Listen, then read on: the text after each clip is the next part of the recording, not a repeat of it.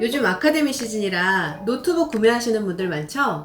이왕이면 2-in-1 PC 구매하시려는 분들 계시죠? 저도 이번에 노트북을 2년 만에 바꾸면서 2-in-1 PC로 바꿨어요. 이번에 LG 그램 라인에서도 터치가 되는 노트북이 나왔어요. 터치뿐만이 아니라 펜도 사용할 수 있습니다. 모델명은 14T990이라는 노트북이고요. LG 그램 라인에서 나온 만큼 검증된 노트북들이라 되게 믿음직한 제품이에요.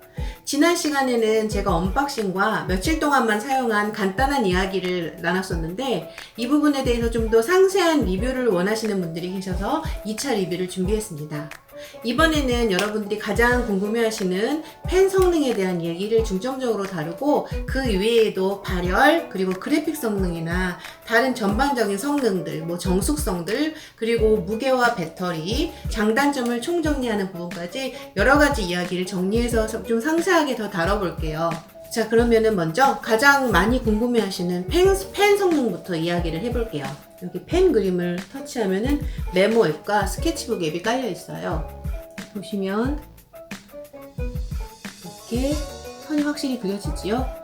제가 이 펜을 구매할 때 제품 상세 페이지에는 와컴의 AES 2.0 최신 기술을 탑재하고 4096의 필압을 지원해서 섬세한 미술 작업이 가능하다고 적혀 있었거든요. 그러니까 저는 그 부분을 믿고 구매했어요. 그러니까 저는 펜 PC를 처음 사용해보고 펜 기술에 대해서, 스타일러스 펜 기술에 대해서 잘 몰라서 펜은 다 비슷할 거라고 생각했어요. 정전기식 스타일러스 펜은 방식이 두 가지가 있습니다. 말씀드렸던 AE 방식이 있고요. 그 다음에 EMR 방식이 있어요. EMR 방식은 대표적인 제품이 삼성 제품들인데요. 갤럭시 노트 시리즈에서 사용하는 펜이 바로 EMR 방식입니다. EMR 방식은 자기 공명 방식이라고 해서 신호를 보내는 패널이 아예 추가로 들어가 있는 방식이에요. 이 방식은 좀 더 정확한 선의 위치와 선을 예쁘게 정확하게 그릴 수 있는 게 장점인데, 대신 선이 조금 늦게 따라오는 느낌과 선과 펜이 좀 떨어져 있는 느낌이 나는 게 단점이에요. 갤럭시 노트 시리즈 사용해 보신 분들은 아실 거예요. 삼성의 펜 사용하는 제품들은 다 EMR 방식을 사용한다고 합니다.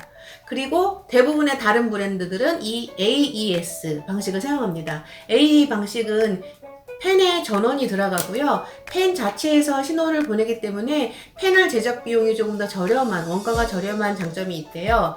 그 대신에 선 떨림 현상이 있는데요. 사용하는 대표적인 브랜드는 화웨이, 서피스 시리즈, 그리고 대표적으로 아이패드 프로 같은 많은 브랜드들이 이 AE 방식을 채택하고 있습니다.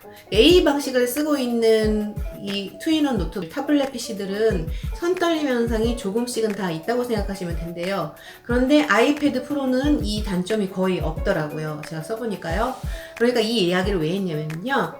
AES 방식이나 EMR 방식이 중요한 게 아니라 이 단점들은 브랜드 자체에서 기술력으로 커버가 가능한 상태예요, 지금은. 그런데 이 LG에서 나온 AES 펜은 선 떨림 현상이 있어요. 제가 고객센터와 서비스 센터에 문의해 본 결과 섬세한 작업은 할 수 없다는 답변을 받았거든요. 그러니까 LG에서도 이 스타일러스 펜을 사은품으로 주는 걸로 얘기하는 만큼 아직 이 그림을 섬세하게 그릴 정도의 기술력이 LG는 안 되는 것 같아요. 그렇지만 여기서 또 반전이 있는데, 제가 되게 예민해요. 고객센터나 서비스센터에 물어봤을 때 선 떨리고 선이 예쁘게 안 그려진다고 항의하는 사람은 저 한 사람밖에 없었대요. 그러니까 여러분들은 보통 사용하는데 크게 불편하지 않으실 겁니다. 펜 성능에 대해서는 쓸만하다, 글씨 필기도 할만하고 그림도 그릴 수 있다는 얘기예요. 저번 리뷰에서 윈도우에는 펜 전용 앱이 별로 없는 것 같다고 얘기를 했는데요. 윈도우 펜은 처음 써보는 거라서 잘 몰라서 했던 얘기예요. 찾아보니까 마이크로소프트 스토어에도 펜 전용 앱들이 많더라고요. 그것도 무료 앱도 많고 무료 앱도 되게 훌륭한 것들이 많았어요. 그 중에 하나 소개해드리고 갈게요.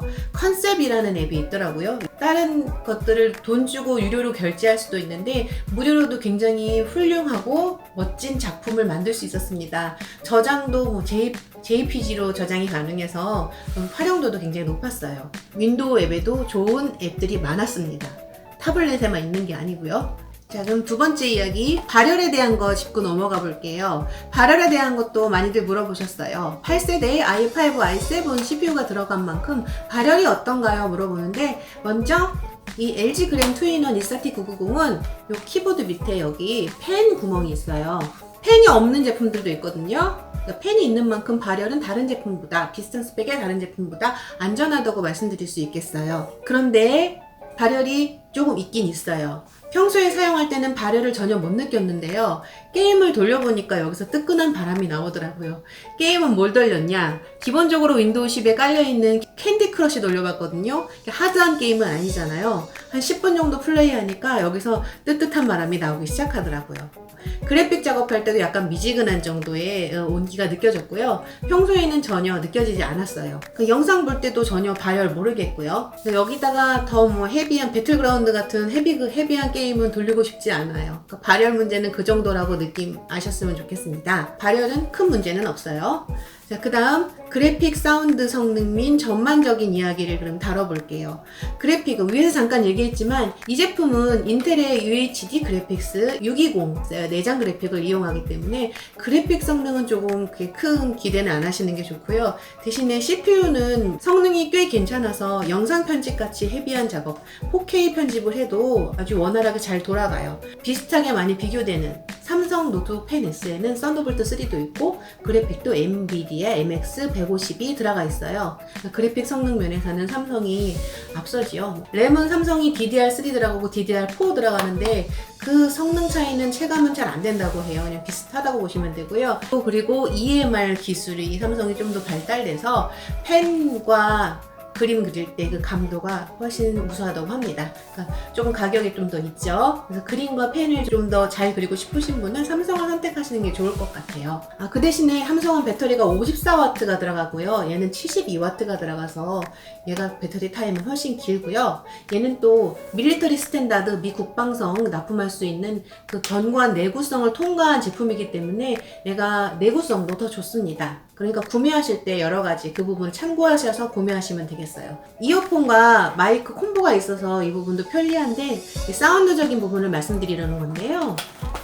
스피커가 이 아래에 있어요. 스피커가 바닥에 있는 바람에 소리가 좀 답답하게 납니다. 소리에 좀 신경 쓰시는 분들은 영상 감상하시거나 음악 들으실 때는 이어폰 사용하시는 게 좋아요.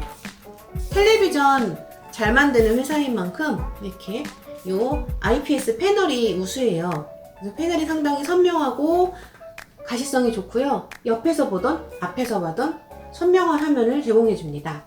고릴라5 강화 유리를 적용해서 펜으로 강하게 그림을 그려도 긁히지 않아요. 휴대용 제품인 만큼 도서관 같은 데서 조용하게 쓸 수 있나요? 펜 소리 있나요? 물어보셨죠? 펜 소리 평소에는 전혀 없어요. 키보드 소리도 아주 조용해요. 영상 렌더링 할 때는 펜이 돌아가면서 펜 소음이 좀 있더라고요. 도서관이나 아주 조용한 데 사용하실 때는 펜이 돌아갈 만한 작업은 안 하시는 게 좋겠습니다. LG 그램 제품인 만큼 가벼운 무게와 긴 배터리 타임 꼭 짚고 넘어가야겠죠.